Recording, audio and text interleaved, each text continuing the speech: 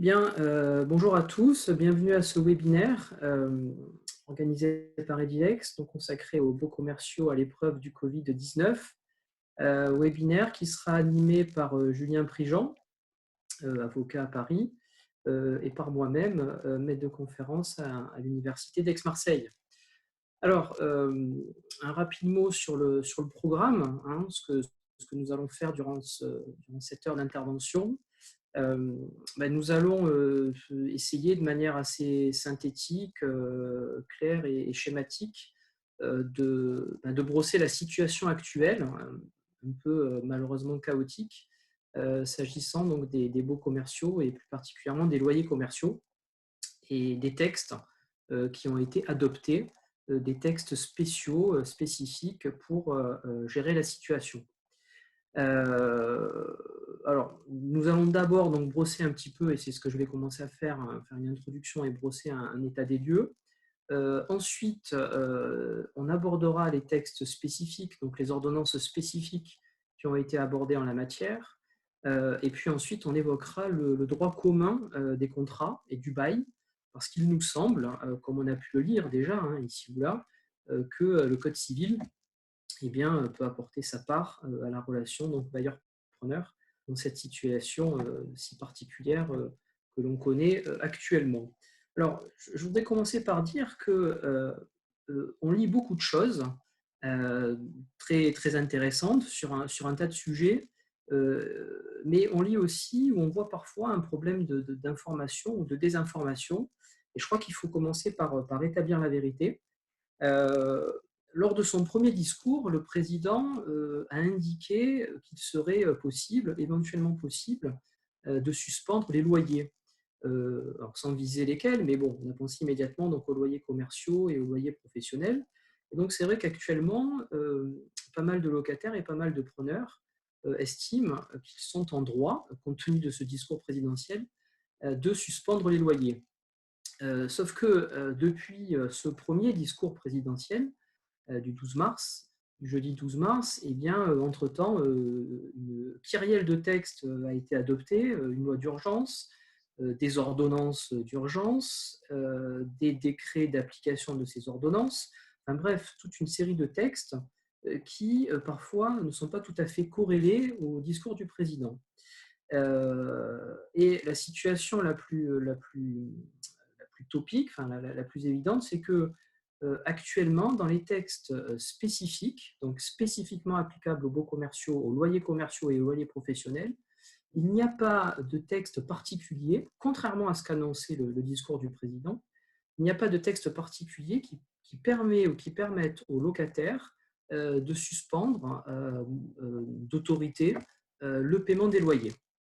Cela étant, donc ça c'est un point très important à retenir, cela étant, il y a un texte spécifique qui a été adopté pour les loyers commerciaux et professionnels, qui est l'ordonnance, une ordonnance numéro 2020-316, qui, en substance, et c'est Julien Prigent qui va vous en parler essentiellement, hein, mais une ordonnance qui, en substance, neutralise les clauses qui pourraient venir sanctionner un paiement, un retard, pardon, dans le paiement de loyer.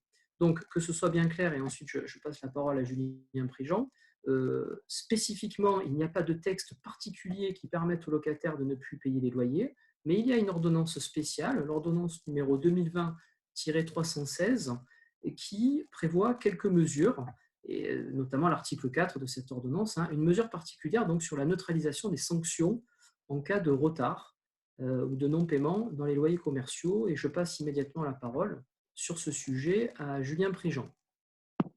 Merci Bastien, bonjour à tous. Donc, comme tu l'as expliqué, je ne sais pas si tu m'entends bien, vous m'entendez bien. Oui, je t'entends bien, Julien, je t'entends bien.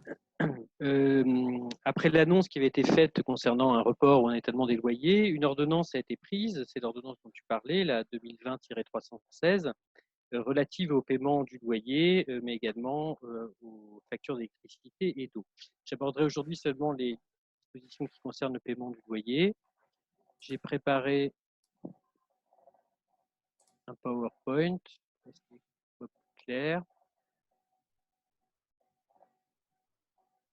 Voilà. Donc, j'espère que vous voyez bien. Donc, c'est l'ordonnance dont je vous parlais, qui a été prise en vertu de l'article 11 de la loi du 23 mars, qui a autorisé le gouvernement à prendre par ordonnance toute mesure permettant de reporter intégralement ou d'étaler le paiement des loyers afférents aux locaux professionnels et commerciaux au bénéfice des micro-entreprises dont l'activité est affectée par la propagation de l'épidémie. Alors, en substance, donc c'est l'ordonnance qui a été prise en vertu de cette loi. Cette loi, elle paralyse les pénalités et les clauses résolutoires et, au-delà de ce qu'avait prévu la loi d'une certaine manière, l'activation des garanties ou des cautions en cas de non-paiement des loyers et charges locatives dont l'échéance de paiement intervient entre le 12 mars et le 24 juillet 2020. Je reviendrai sur ces conditions, mais c'est pour que vous puissiez comprendre dans les grandes lignes la portée de la mesure qui, comme tu l'as expliqué, n'est pas du tout une mesure d'annulation des loyers ou de remise totale des loyers pendant une période critique, mais simplement une mesure qui vise à paralyser certaines sanctions, certaines contraintes dont le bailleur dispose en cas de non-paiement des loyers par le locataire. Alors, sur le champ d'application passionné personnel, la loi du 23 mars visait les micro-entreprises au sens d'un décret du 18 décembre 2008.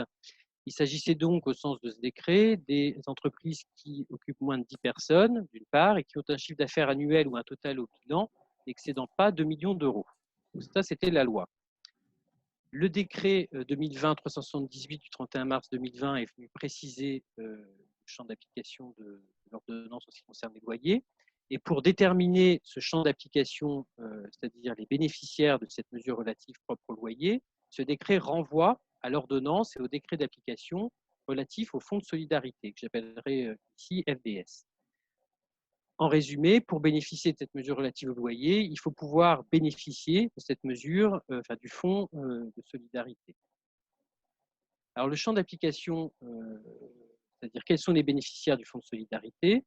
Alors, ce sont les personnes physiques, ou travailleurs indépendants, artistes-auteurs, ou bien des personnes morales de droit privé. Ça peut être des sociétés, bien sûr, mais ça peut être aussi des associations, résidentes fiscales françaises et exerçant une activité économique.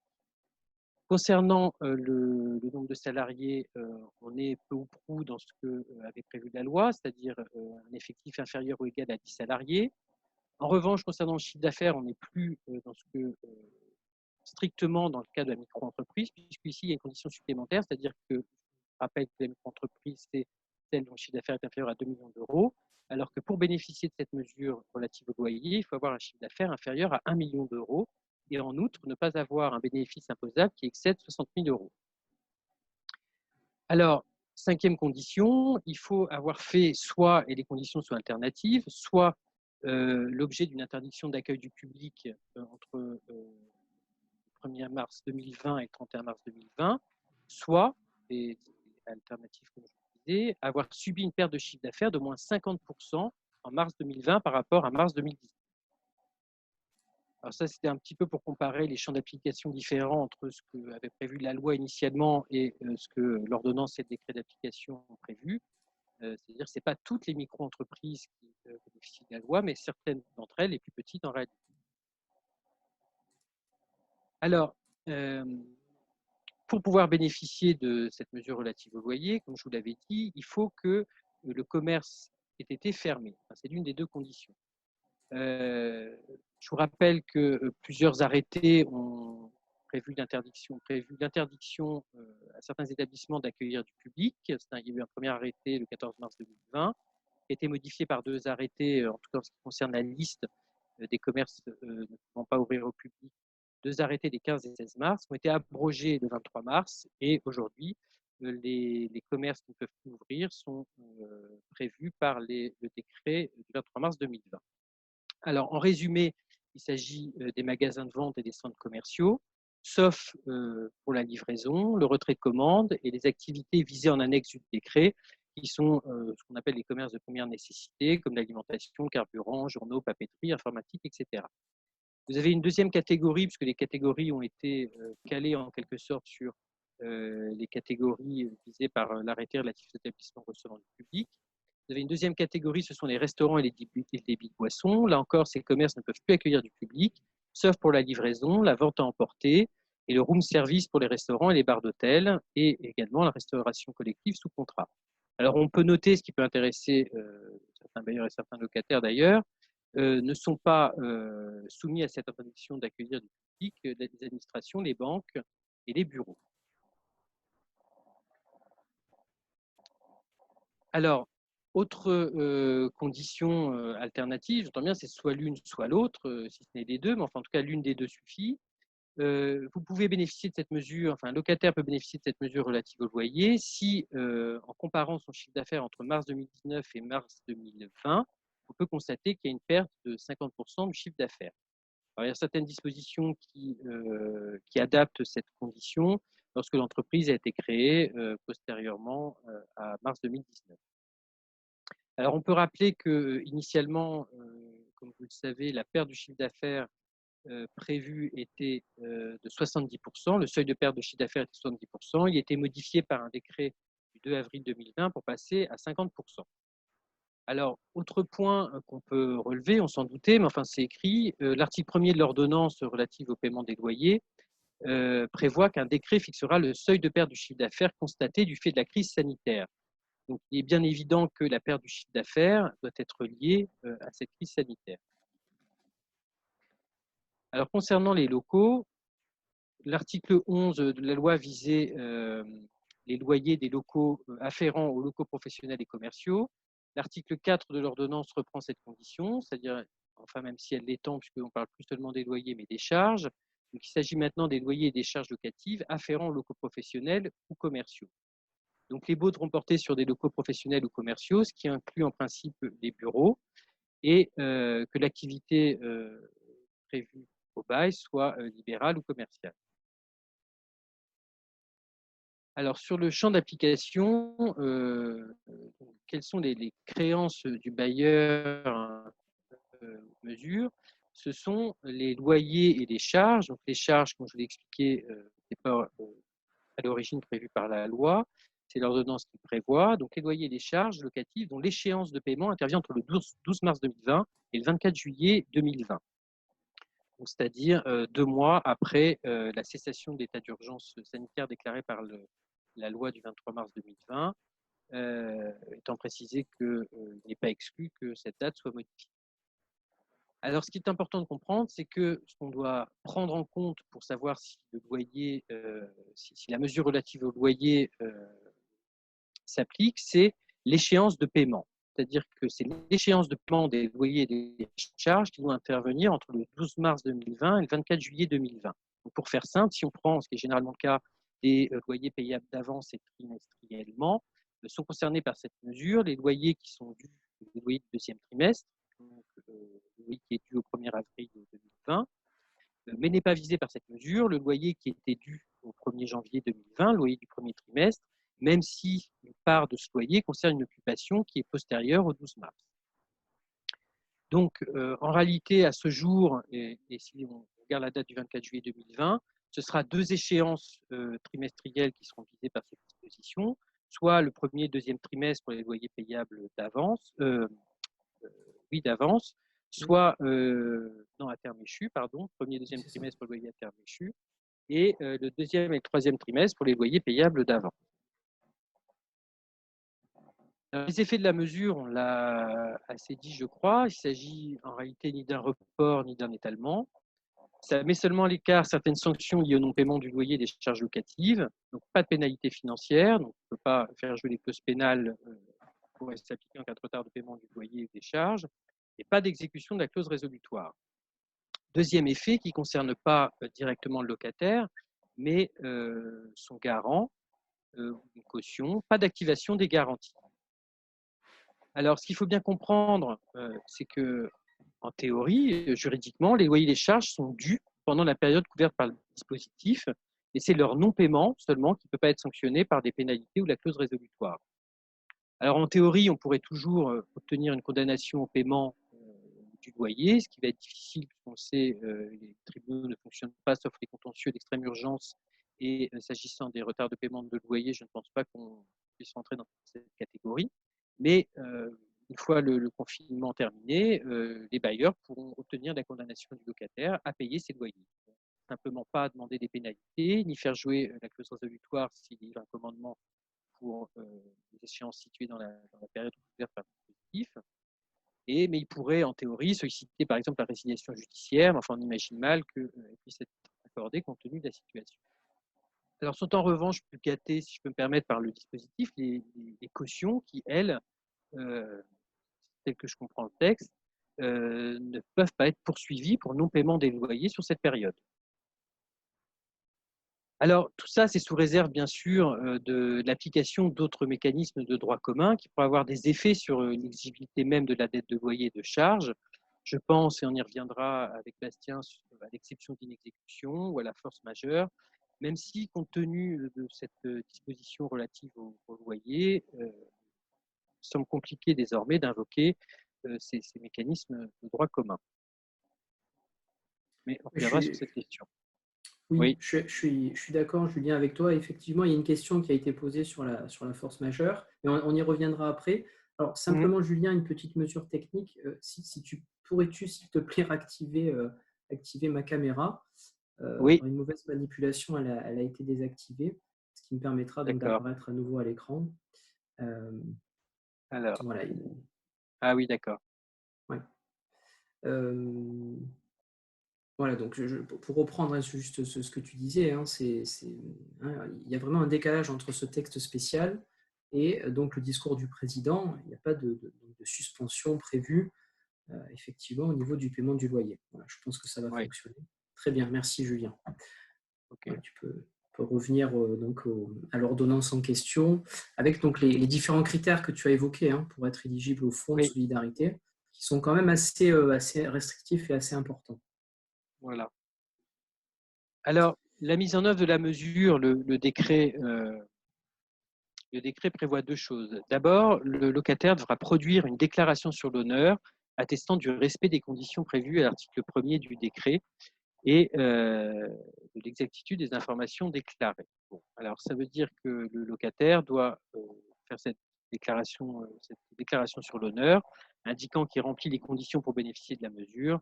On peut se poser la question de l'intérêt de cette déclaration et de sa portée probatoire. Deuxième condition, les locataires qui souhaitent bénéficier de la mesure portant sur les loyers devront en outre présenter l'accusé-réception du dépôt de leur demande d'éligibilité au fonds de solidarité ou pour les entreprises en procédure collective, une déclaration de cessation de paiement ou jugement d'ouverture d'une procédure collective. Alors, j'ai peut-être pas dit ça, effectivement, ces sociétés peuvent bénéficier de la mesure relative au loyer, alors même qu'elles ne peuvent pas, en principe, bénéficier du fonds de solidarité. C'est une exception à la coïncidence entre les champs d'application du fonds de solidarité et les conditions pour bénéficier de la mesure relative au loyer. Donc, il ne suffira pas au locataire de pouvoir d'être éligible au fonds de solidarité, il faudra, pour qu'il puisse bénéficier de cette mesure, justifier qu'il a sollicité l'attribution des fonds, du fonds de solidarité. Et je vous rappelle que sur ce point, le locataire devra avoir déposé une demande d'aide et qu'elle doit s'effectuer au plus tard le 30 avril par voie dématérialisée selon l'article 3 du décret de 30 mars 2020 relatif au fonds de solidarité et la communiquer au bailleur. Ce qui veut donc dire, Julien, qu'en vertu de ce texte, et je dis bien en vertu de ce texte, hein, je ne parle pas en vertu d'autres textes, mais en vertu de ce texte, le preneur ne peut pas s'arroger le droit tout seul automatiquement de ne plus payer le loyer ou de différer le loyer. Il doit en faire, il doit demander en quelque sorte l'accord ou l'autorisation du bailleur, qui du coup en réponse peut lui demander de justifier d'avoir déposé sa demande dans les délais et dans les formes Oui, si on prend le au texte à la FDS. lettre, c'est même pas qu'il aurait à solliciter l'autorisation du bailleur, c'est-à-dire qu'il devrait écrire au bailleur pour lui dire voilà, j'entends bénéficier de cette mesure et à cette fin, j'atteste sur l'honneur remplir les conditions d'octroi du fonds de solidarité et il devra lui transmettre une copie de récépissé de sa demande d'attribution du fonds de solidarité. Ok. Donc ça, c'est un tableau qui résume les mesures spécifiques au loyer et charges, donc avec les différents bénéficiaires, enfin les conditions relatives aux bénéficiaires, les locaux concernés, les loyers et charges locatives visés par la mesure et les effets de la mesure qui, je me rappelle, ne portent que sur les pénalités et la clause résolutoire. Alors, le texte est plus large et résumé à clause pénale et clause résolutoire. Enfin, le texte vise pénalité financière, intérêt de retard, dommages et intérêts, astreinte, exécution clause résolutoire, clause pénale et toute clause prévoyant une déchéance. Et puis, vous avez également dans les rapports avec les tiers la suspension, enfin, on va dire la paralysie de type définitive des actions contre les garanties ou les cautions. Ok. Voilà. Bon, très bien. Alors, effectivement, ce texte spécifique, bon, n'apporte pas grand-chose, hein, si on peut dire. Mais bon, prévoit quand même un menu dispositif qui est la neutralisation qui serait la neutralisation des sanctions, éventuellement donc l'étalement ou le report du loyer, sous réserve de justifier des conditions, mais qui sont quand même assez restrictives. Alors, Voilà. on peut passer, je pense. Oui, Julien. Oui, non, je vais dans le même sens de ce que tu dis, c'est-à-dire que c'est un champ d'application qui est très limité et des effets très limités également. Il y a beaucoup de questions qui sont posées en marge. On essaiera d'y répondre un peu plus tard. On va continuer dans le film. C'est vrai qu'il y a d'excellentes questions qui sont posées. Bon, malheureusement, on ne pourra pas répondre à toutes, mais on va tout de suite, et ça va permettre de faire le lien avec le sujet qu'abordait Julien. Il y a une autre ordonnance qui est la numéro 2020-306 qui comporte également un article 4, le même qu'énonçait Julien Préjean, article 4 qui prévoit lui aussi, pas tout à fait dans les mêmes termes, qui prévoit lui aussi donc la neutralisation des sanctions ou des clauses qui pourraient venir sanctionner un défaut d'exécution au niveau du paiement du loyer. Cette ordonnance donc ne vise pas spécifiquement les baux commerciaux, mais il y a tout lieu de s'interroger, de savoir si elle s'applique ou pas aux baux commerciaux, et en particulier cet article 4. Alors, on peut avoir deux lectures, au moins deux lectures, sinon plus, mais la première, c'est de considérer que l'article 4 de l'ordonnance, et peut-être que Julien, tu pourras en même temps ouvrir ton second PowerPoint. La première lecture qu'on peut avoir de cette seconde ordonnance, c'est que l'article 4 de cette ordonnance 306 ne s'applique pas et cède le pas par rapport à l'article 4 de l'ordonnance 316. Pourquoi ? Parce que dans cette ordonnance 306, sur donc je dirais une ordonnance un peu générale sur les délais, il est indiqué que cette ordonnance ne s'applique pas dans toute une série de matières, et il est notamment indiqué aussi qu'elle ne s'applique pas dans les matières où il est prévu des textes spécifiques. Or, précisément, en matière de loyers commerciaux, a été prévue l'ordonnance 316. Tant et si bien que on pourrait donc considérer, c'est tout à fait légitime, on pourrait donc considérer que l'article 4 de l'ordonnance 306 ne s'applique pas pour céder le pas, pour laisser le pas à l'article 4 donc, de l'ordonnance 316. Mais on pourrait considérer aussi, on pourrait avoir une application cumulative. Et c'est à ce moment-là, peut-être que Julien, sur cette application cumulative des deux articles 4, tu pourrais peut-être reprendre la main et donc afficher à nouveau les PowerPoint pour montrer les exemples que l'on pourrait avoir. Oui. Tu vois le PowerPoint ? Alors là, non, on ne le voit pas. On a sur le PowerPoint, on a la première. Voilà. Là, on a la seconde, c'est ça. Donc ici, on la voit tout à fait. On voit bien que c'est l'ordonnance donc 306 et pas 316. Et donc, effectivement, cet article 4, relative à la prorogation des délais échus paralysés de manière provisoire, alors que dans l'ordonnance 316, qu'a disséqué Julien, c'est une paralysie totale, ce n'est pas une paralysie de manière provisoire. On peut peut-être... Oui, Julien ? Oui, c'est vraiment la différence entre les deux dispositifs, c'est-à-dire que dans le premier, on ne peut pas actionner la clause résolutoire, la clause pénale pour les échéances qui interviennent dans la période de mars et 24 juillet. Le deuxième Si tu peux reprendre, Julien, le micro pour remonter. Oui, merci, Julien. Le deuxième dispositif, c'est-à-dire l'ordonnance 306, elle paralyse de manière provisoire les clauses pénales et les clauses résolutoires. Le champ d'application concernant les pays n'est pas tout à fait le même et les effets sont différents puisque, comme tu l'as dit, ça reporte la sanction sans l'annihiler définitivement. Tout à fait. Donc, c'est ce qui est indiqué ici dans le slide. Une application cumulative, tu peux même aller à celui d'après, voilà. Encore après, le slide d'après, Julien, oui. Une application cumulative des mesures serait envisageable. Ainsi, le loyer du premier trimestre 2020 payable d'avance, donc au 1er janvier 2020, peut faire l'objet d'un commandement de régler cette échéance au visa de la clause résolutoire. Si le commandement a été délivré postérieurement au 12 février, et on sait qu'il y a un délai d'un mois, le Conseil de l'acquisition de la clause résolutoire pourrait-il intervenir? Mais tout dépend de la lecture que l'on a, de l'articulation de ces deux articles et de ces deux ordonnances. Non.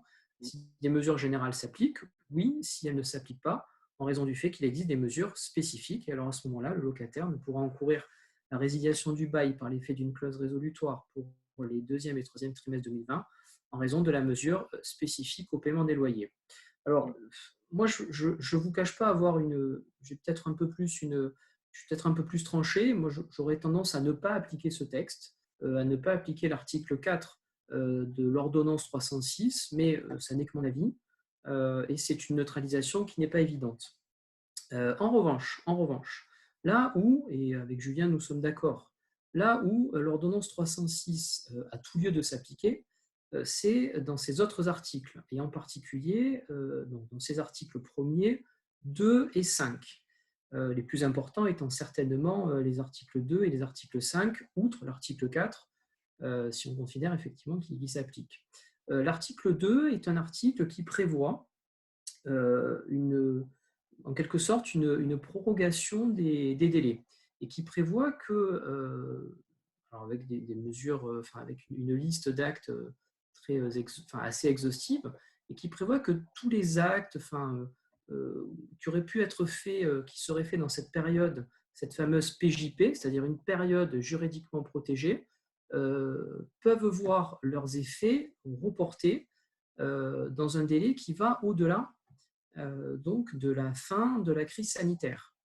Alors, sachant que ici, on peut avoir plusieurs délais, c'est vrai que dans le cadre de l'ordonnance 316, au niveau des délais, on a une période assez définie de manière assez précise.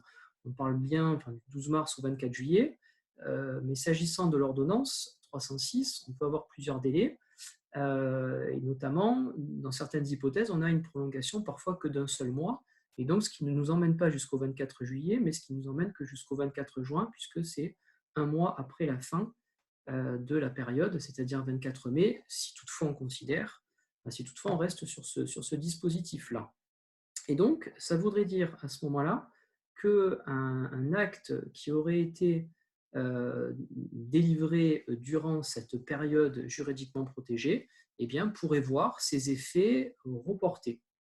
Alors, ça pose toute une série de questions, et on peut prendre quelques exemples, soit au niveau du commandement de payer, soit au niveau, par exemple, des congés qui auraient été délivrés durant la période juridiquement protégée, et qui d'ailleurs peuvent renvoyer aussi à l'article 5 de la dite ordonnance.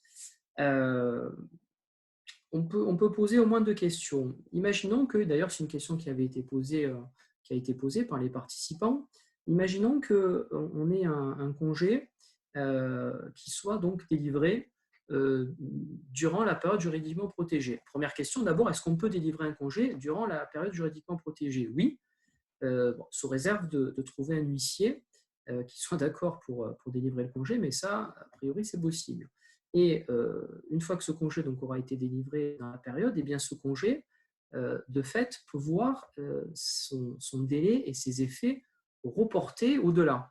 Ce qui donc, en réalité, peut conduire à quelque part un allongement de la durée du contrat du fait de la période juridiquement protégée.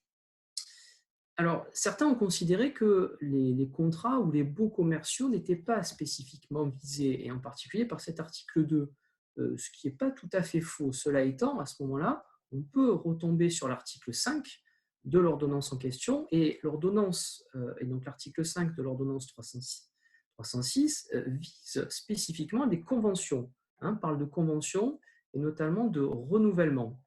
Il n'y a pas de raison que cet article 5 ne s'applique pas aux baux commerciaux. En tout cas, il n'y a pas d'exclusion. Et donc, il n'y a pas de raison que les baux commerciaux ou les congés ou les commandements de payer ne soient pas concernés par ces situations. Et on peut d'ailleurs en citer d'autres aussi.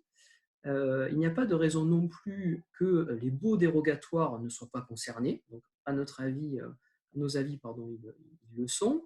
Il n'y a pas de raison non plus que les baux professionnels ne soient pas non plus concernés. Donc, les congés dans le cadre des loyers commerciaux, les congés dans le cadre des baux professionnels, les, les interventions contractuelles dans les baux dérogatoires peuvent se trouver prolongées du fait de cette période juridiquement protégée. Mais imaginons qu'une assignation, et c'est la question qu'on posait tout à l'heure aussi avec Julien, en préparant le webinaire, imaginons qu'une assignation pour défaut de paiement de loyer, avec donc la clause résolutoire visée, donc ait été délivrée à un locataire avant la période juridiquement protégée. Assignation qui normalement doit avoir été bien précédée du commandement de payer d'une durée d'1 mois. Bien, si l'assignation a été délivrée avant la période juridiquement protégée, nous pensons assez logiquement avec Julien que cette assignation doit produire ses effets dès lors qu'elle a été délivrée avant la période juridiquement protégée et que le commandement de payer, demeuré infructueux, a été lui aussi bien respecté. Bon, voilà ce qu'on peut dire sur cette ordonnance 306. Il y aurait beaucoup à dire, mais pour éviter quand même de rentrer peut-être dans un débat un peu trop technique sur l'articulation de ces ordonnances, eh bien, on peut ensuite, je pense, faire le lien avec le droit commun des contrats, parce qu'ici, il y a beaucoup de questions. Et peut-être, Julien, je peux te laisser juste introduire rapidement le dispositif du Code civil pour qu'on puisse, Oui, on ventile les interventions entre nous. oui, très bien. Je vois, il y a une question, un des Oui, conférenciers qui demande, enfin qui précise que le confinement s'arrête le 11 mai et que ce n'est pas le 24 mai. Alors, il n'y a pas une coïncidence entre la date de fin de confinement et les dates prévues pour les mesures relatives au loyer ou au délai. C'est deux choses différentes. oui, il y a la période de confinement et il y a l'état d'urgence sanitaire. Ce sont deux Voilà. périodes différentes, absolument. Alors, sur les Sur le droit mesures de commun, droit commun, Bastien, c'est ça? c'est ça, oui. Alors,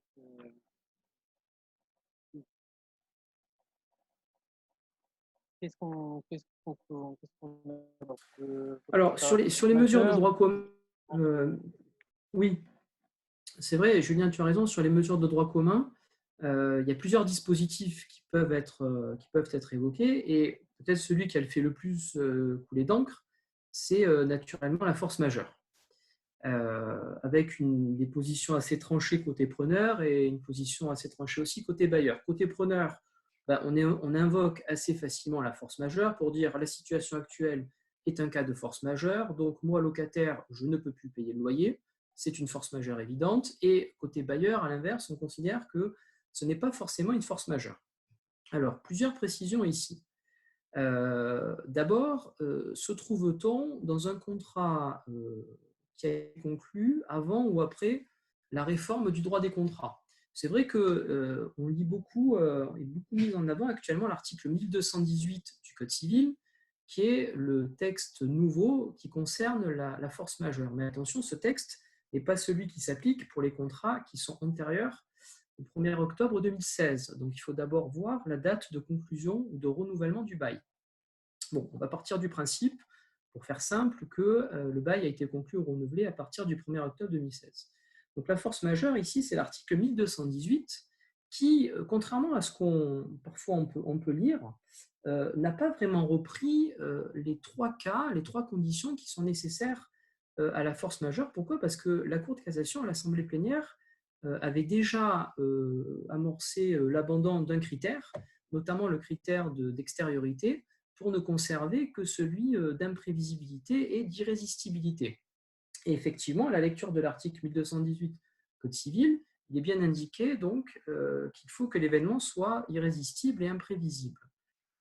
Sur le caractère imprévisible, il n'y a pas trop de doute. Et là, je dirais, bailleurs et preneurs sont à peu près d'accord. Il est évident qu'au jour de la conclusion du contrat, si tant est qu'il ait été conclu avant le 12 mars 2020, mais il est assez évident qu'au jour de la conclusion du contrat, personne n'avait prévu cette hypothèse donc, de Covid-19. Sachant que, petite particularité, ici on est sur une force majeure contractuelle et non délictuelle, et donc la force majeure s'apprécie bien au jour de la conclusion du contrat et non pas au jour du fait dommageable, comme il peut Le fait dommageable, c'est la force majeure en matière délictuelle ou extra-contractuelle. En revanche, là où il y a plus de discussion, c'est sur le caractère irrésistible. Les preneurs considèrent que effectivement le Covid-19 est irrésistible et que donc il s'agit d'un cas de force majeure. Les bailleurs, en revanche, considèrent que ce n'est pas nécessairement irrésistible. Alors, il y a le cas des preneurs qui sont fermés et de ceux qui sont ouverts. De ceux qui sont ouverts, effectivement, ce n'est pas nécessairement irrésistible, si tant est qu'ils puissent encore travailler, parce que même ouverts, ils ne peuvent pas forcément encore travailler. Alors, on va prendre la situation peut-être la plus classique du locataire qui est fermé et qui donc considère que la mesure est irrésistible, ce à quoi les bailleurs leur répondent assez logiquement qu'il y a un arrêt du 16 octobre 2014 qui a considéré qu'il n'y avait pas en quelque sorte de force majeure financière. En gros, la force majeure ici ne pourrait pas jouer. Pourquoi? Parce que ça n'est pas applicable à je dirais une obligation de paiement, une obligation financière. Donc, on ne partage pas forcément le même avis avec Julien, mais moi, mon avis, c'est que c'est compliqué de dire que le Covid-19 n'est pas un cas de force majeure, euh, de manière générale, mais en revanche, l'appliquer au cas particulier des baux commerciaux, c'est beaucoup plus compliqué, et ce, en raison de l'arrêt du 16 septembre 2014. Mais attention, l'arrêt du 16 septembre 2014 ne concernait pas un contrat de bail commercial, mais concernait un contrat de prêt, et concernait donc une hypothèse d'une caution qui était appelée en garantie, et d'un cas de force majeure lié à une maladie. Et donc, certains ont considéré qu'il pouvait éventuellement y avoir force majeure si le locataire était un locataire atteint du Covid-19 qui donc ne pouvait plus exercer et qui donc ne pouvait plus payer le loyer. Mais hormis ce cas-là, la force majeure ne serait pas applicable en matière de baux commerciaux. Juste pour terminer sur la force majeure, euh, plusieurs cours d'appel récemment, dont celle de Colmar, bon, pas de lien avec la situation géographique, mais plusieurs cours d'appel ont considéré que le Covid-19, dans des matières tout à fait autres que celles des baux commerciaux, mais ont considéré que le Covid-19 était des cas de force majeure. En revanche, beaucoup de jurisprudence antérieure, oui, la Cour d'appel de Toulouse, c'est vrai, mais il y a beaucoup d'arrêts de la Cour de cassation aussi, beaucoup d'arrêts de la Cour de cassation qui ont considéré que tout ce qui était H1N1, grippe aviaire, SRAS, dengue, chikungunya n'étaient pas des cas de force majeure. Bon, la petite particularité qu'on a quand même aujourd'hui, c'est que, à ma connaissance, c'est la première fois en France quand même que l'on prononce de telles mesures. Donc, c'est compliqué de dire que le Covid-19 n'est pas un cas de force majeure. L'appliquer ensuite aux baux commerciaux, c'est plus délicat. Voilà sur la force majeure. Julien. Oui, étant précisé que c'est juste un avis, que ça me paraît compliqué aujourd'hui pour une société d'invoquer la force majeure, alors qu'on impose aux petites sociétés qu'on veut favoriser, enfin en tout cas qu'on veut soutenir des mesures, on leur offre des mesures relatives au loyer dont l'effet est seulement le report, enfin même pas la paralysie des sanctions relatives au non-paiement. Alors ça me semble compliqué quand on a ces mesures-là pour ces petites entreprises, que les entreprises plus importantes puissent invoquer la force majeure. Et Oui, deuxième point, oui. ouais, deuxième point, je pense mais tu l'as dit, mais que la force majeure, ça s'appliquera, ça pourra éventuellement être invoqué par un locataire au cas par cas.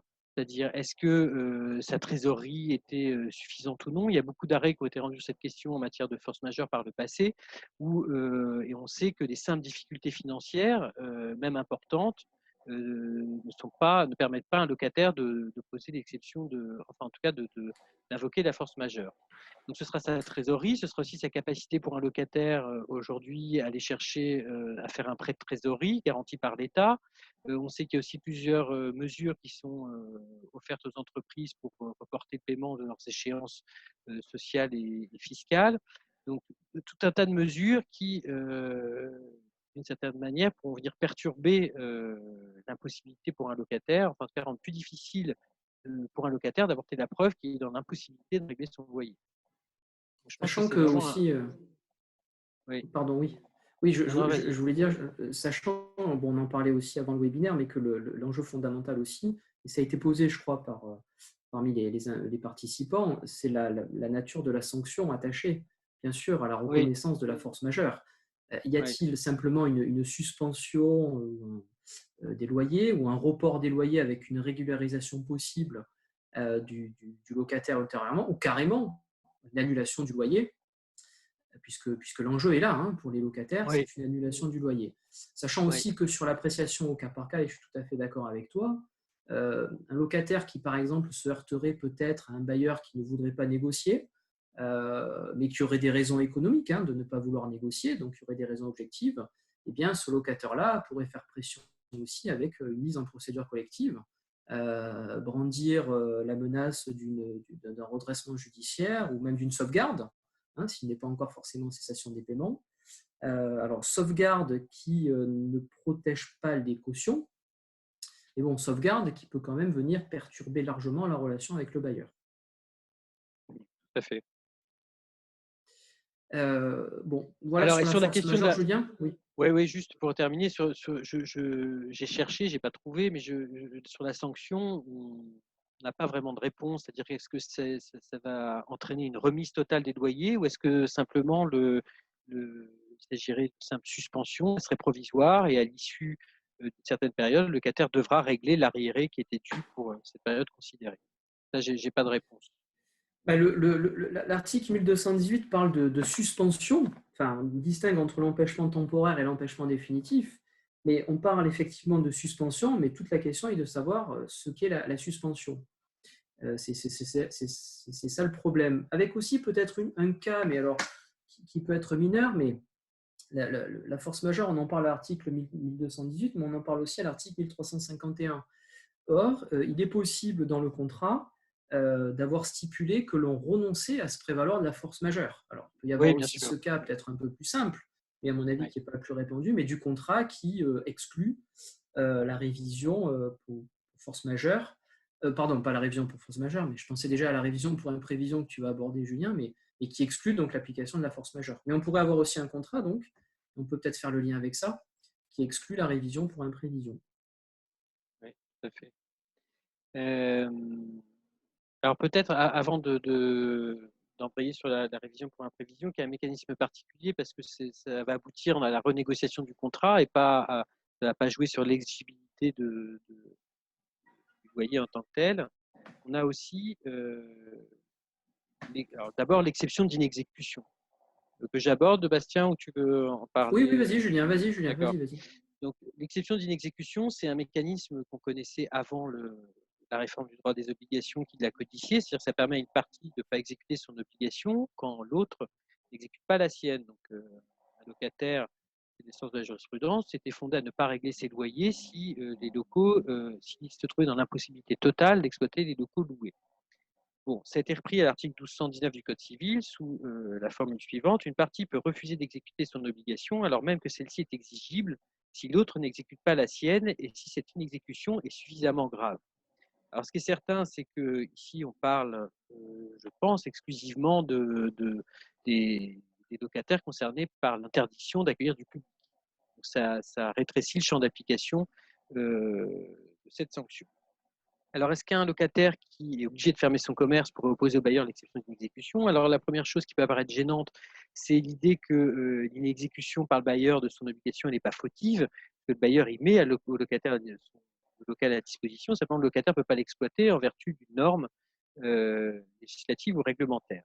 Alors, a priori, les auteurs sont assez d'accord pour dire que l'exception d'inexécution peut être opposée, même si l'exécution n'est pas fautive, et donc, en l'occurrence, le locataire pourrait invoquer cette exception d'inexécution. Sur les effets, alors là, je pense que c'est clair que ça concerne la force majeure, c'est-à-dire que l'exception d'inexécution a pour effet d'annihiler l'obligation, c'est-à-dire que le locataire n'est plus tenu de régler les loyers pour la période pendant laquelle le local n'est pas mis à sa disposition. Alors, il y a un autre mécanisme du droit commun. Alors, ça, évidemment, sous réserve de ce que contiennent les baux, parce qu'aujourd'hui, depuis la réforme, il y a quand même beaucoup de baux qui prévoient que le locataire ou les deux parties, mais plus souvent le locataire, renonce à invoquer l'exception d'inexécution pour les contrats conclus après le 1er octobre 2016. Alors, un autre mécanisme qu'on pourrait envisager, c'est le mécanisme de la réduction du prix. Ça, c'est nouveau. Donc, ça s'appliquerait qu'aux contrats, qu'aux baux conclus ou renouvelés après le 1er octobre 2016. C'est l'article 1223 du Code civil. Donc, globalement, en résumé, en cas d'exécution imparfaite de son obligation par une partie, l'autre partie peut refuser de payer si elle n'a pas encore payé, ou si elle a déjà payé, solliciter du juge, solliciter une réduction du contrat judiciaire et obtenir le remboursement de ce qu'elle a déjà réglé. Alors, est-ce que là encore, un locataire pourrait l'invoquer? Ça peut sembler étrange, au même titre qu'en ce qui concerne l'exécution d'exécution, parce que une exécution par le bailleur de son obligation, ici, elle n'est pas fautive. Mais plusieurs auteurs sont d'accord sur le fait qu'elle pourrait être invoquée même en cas de force majeure, donc une hypothèse qui concerne si elle devait être retenue. Étant précisé quand même que si on lit bien le texte, il faut quand même, précisément, l'article 1223 du Code civil, en cas d'exécution imparfaite de la prestation, le créancier peut, après mise en demeure et s'il n'a pas encore payé tout ou partie de la prestation, notifier dans les meilleurs délais au débiteur sa décision d'en réduire de manière proportionnelle le prix.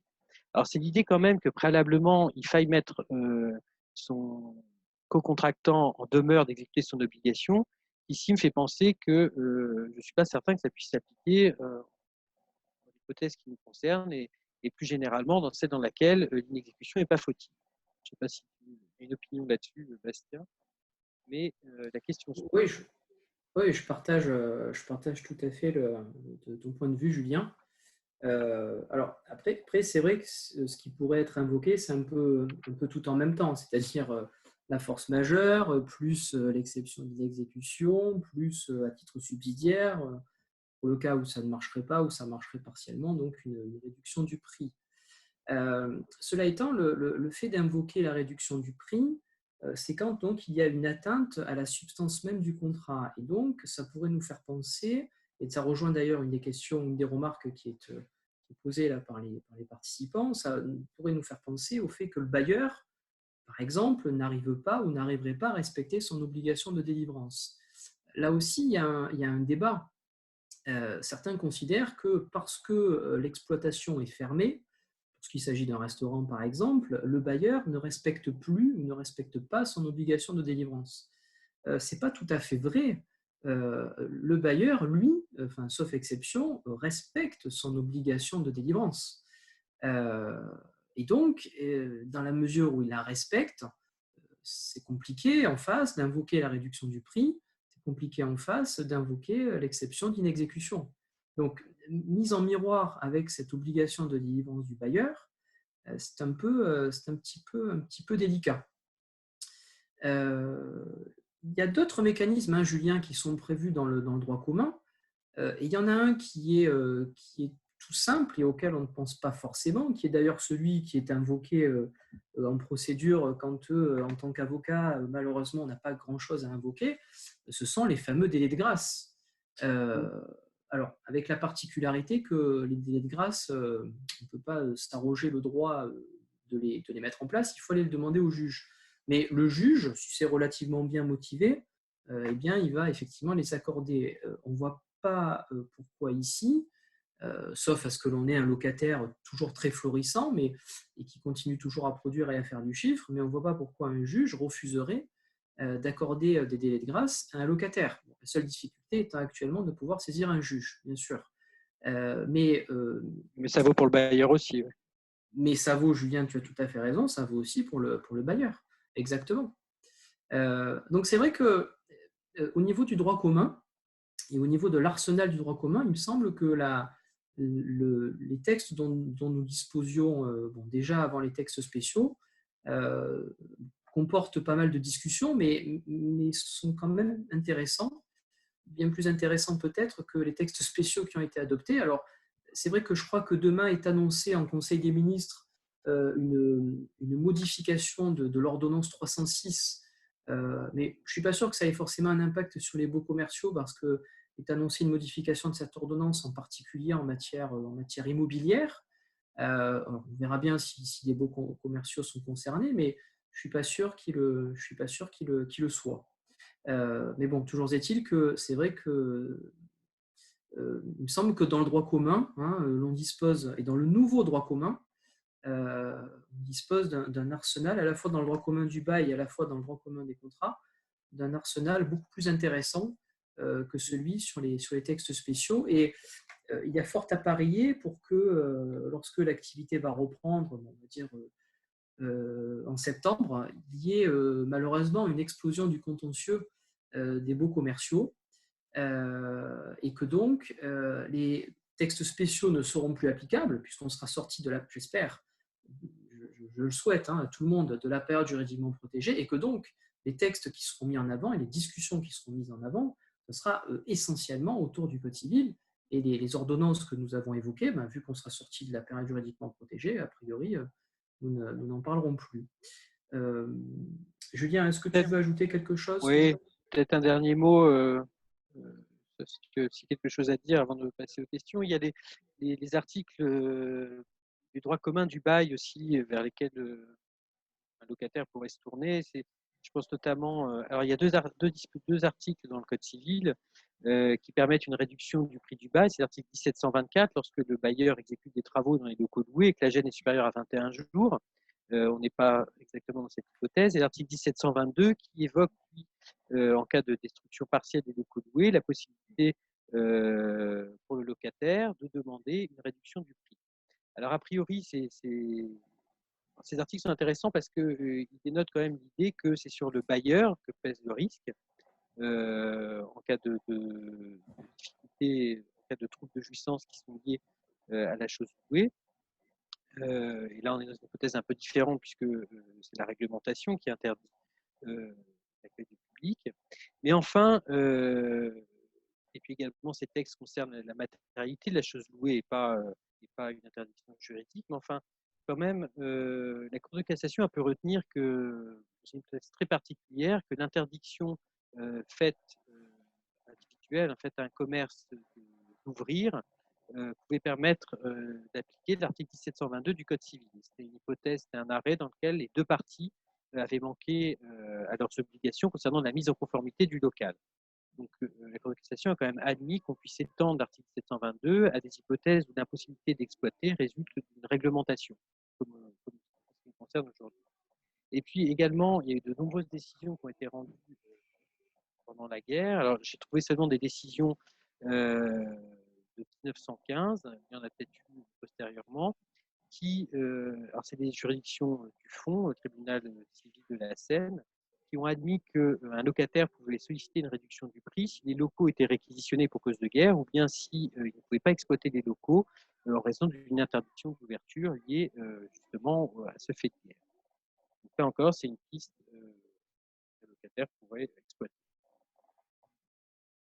Oui, tout à fait d'accord. Alors, je lis en même temps que je t'écoute, Julien, je lis les remarques des participants. Et c'est vrai que Catherine Cariou, par exemple, intervient assez justement donc, sur la question des armes du preneur, c'est-à-dire brandir la menace, hein, des procédures collectives, sauvegarde d'énergie ou liquidation judiciaire, ou effectivement la question des délais. Et oui, c'est vrai, face à l'explosion du contentieux, on va essayer de favoriser donc, tout ce qui est mode alternatif de règlement des litiges. C'est vrai que le conseil, si on peut donner un conseil, mais le conseil qu'on peut donner ici, quand c'est possible bien entendu, parce que c'est plus facile à dire qu'à faire, mais c'est de favoriser la négociation. Je crois qu'il n'est pas de l'intérêt du bailleur d'avoir un locataire qui est complètement asphyxié et qui n'arrive plus à payer son loyer. De la même manière, il n'est pas de l'intérêt du locataire d'avoir un bailleur qui n'arrive plus à encaisser de loyer ou qui est complètement excédé et qui cherche à tout prix à changer de locataire. Donc, c'est bien évident qu'il y aura du contentieux qui sera réglé donc, devant la justice étatique ou devant la justice privée. Mais le plus intéressant, me semble-t-il, c'est d'aller vers la négociation lorsque c'est tout à fait possible. Alors, il y a peut-être un autre point, Julien, ou deux autres points, je ne sais pas si on les a abordés sur le terrain du droit commun. Il y a la question de la révision pour imprévision. Je ne sais pas si on Oui, l'a. Je peux peut-être en dire un non, mot, mais oui, enfin, oui, vas-y. donc c'est le nouvel article 1195 du Code civil. Alors, la révision pour imprévision, oui, il y a pas mal de baux commerciaux qui l'excluent, mais il y en a pas mal aussi qui l'intègrent. C'est ce que l'on appelait avant la réforme des clauses de hardship, c'est-à-dire le fait de renégocier le contrat lorsque les obligations contractuelles viennent de plus en plus dures. Oui, bien sûr, mais ça, c'est une hypothèse donc de renégociation. Donc, à mon avis, c'est pour gérer l'après-crise et pas pour gérer la situation actuelle. Et puis, il y a peut-être un autre sujet aussi, en lien avec le droit commun, mais pour revenir aussi aux baux commerciaux, c'est l'impact et les conséquences que toutes ces mesures et toute cette situation pourraient avoir naturellement donc, sur l'occupation des locaux, sur la question des loyers, du montant des loyers et des valeurs locatives. Alors, c'est vrai que certains spécialistes des baux considèrent que tout ceci peut avoir un impact sur la valeur locative et que l'on pourrait notamment demander donc des révisions du prix, mais là aussi pour plus tard, je pense, pour l'après-crise, compte tenu de la situation. Pourquoi pas, c'est assez intéressant comme développement, mais ce n'est quand même pas si évident que cela. C'est sûr que le jeu, la règle du marché de l'offre et de la demande va nécessairement, enfin, est déjà nécessairement perturbé par la situation actuelle. Après, d'un point de vue technique sur la question de la valorisation des locaux, c'est pas si évident que cela, Julien. Non, non, effectivement, ça a été soutenu notamment par mon frère Barbier, qu'on pourrait invoquer une révision triennale pour modification matérielle des facteurs locaux de commercialité qui permettrait de réduire le prix.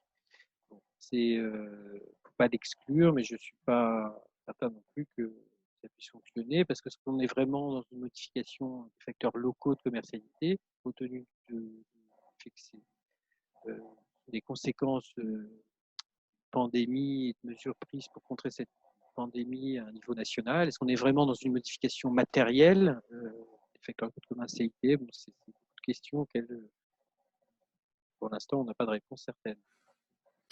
Et puis également, Effectivement, alors, ça vaudrait pour toute la durée restante du bail. oui. Prendre en compte une situation transitoire, ce qui n'est pas à exclure en vertu du texte réglementaire, mais les effets seraient prolongés. Ou alors sur l'hypothèse d'un bail qui serait arrivé donc à terme, et sur l'hypothèse de renouvellement du bail, donc au moment de la fixation du loyer de renouvellement. Oui. Alors, il y a une question assez intéressante qui a été posée par les participants. Le preneur peut-il s'octroyer le droit de fixer unilatéralement un échéancier pour le paiement des loyers reportés? Fixer unilatéralement, non. Mais il n'y a pas de loyer reporté déjà. Voilà, premier point. Donc, Enfin, normalement. bah oui, oui. Donc s'il n'y a pas de loyer reporté, il ne peut rien imposer. Maintenant concrètement, étant que la situation est ce qu'elle est et qu'on n'a pas accès aux tribunaux, le locataire il fait ce qu'il veut. Et il n'y aura pas de Oui, sanction. En tout cas, pour les échéances comprises dans la période seulement. oui, bien sûr. Et puis, ce qu'il faut voir aussi, c'est que toutes les discussions qu'on peut avoir sur force majeure, réduction du prix, révision pour imprévision, obligation de délivrance, ça sera éventuellement à un juge de trancher, ou à une autre justice, mais éventuellement un juge de trancher. Or, en l'état, aujourd'hui, la justice étatique est complètement paralysée. Ça pose d'ailleurs la question aussi du fonctionnement des justices privées.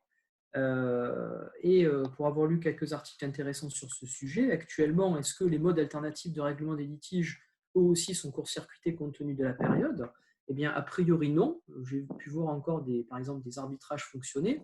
Dès lors que tout est bien respecté, les gestes barrières, la distanciation sociale, donc la mise en place d'outils numériques, il n'y a pas de raison que l'arbitrabilité ou que les modes alternatifs de règlement des litiges soient paralysés. Mais bon, ils sont simplement, je dirais, aménagés.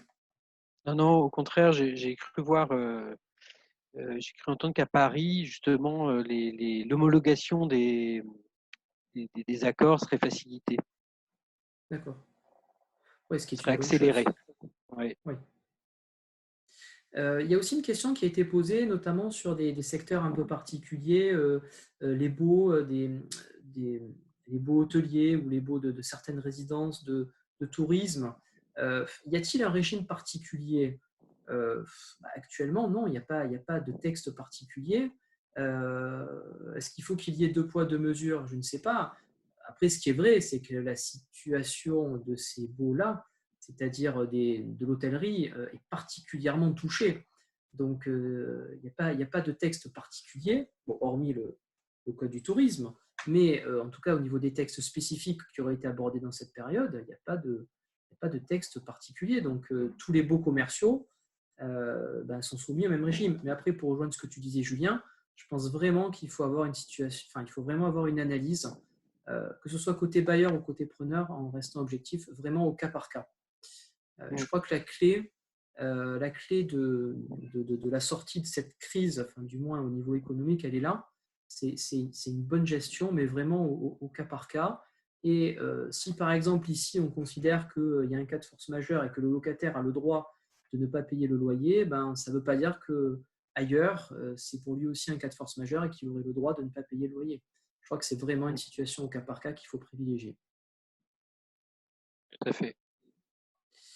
Alors, je vois qu'il est 18h01, donc nous arrivons au terme de ce webinaire. Beaucoup de participants, beaucoup de questions. Merci pour toutes ces interventions. Merci Julien. S'agissant des Merci à questions, toi. merci Julien, et donc des très très très nombreuses questions auxquelles nous n'avons pas pu répondre. Bon, il est quand même toujours possible, je pense, de les adresser à Edilex qui nous en fera retour, enfin du moins pour celles auxquelles on pourrait répondre et dans la mesure du raisonnable. Voilà. Entendu. Merci Julien, merci Merci Bastien. Edilex, Merci à et tous. puis merci à tous, et donc à très bientôt. Bonne soirée, au revoir. Bonne soirée. Au revoir. Au revoir.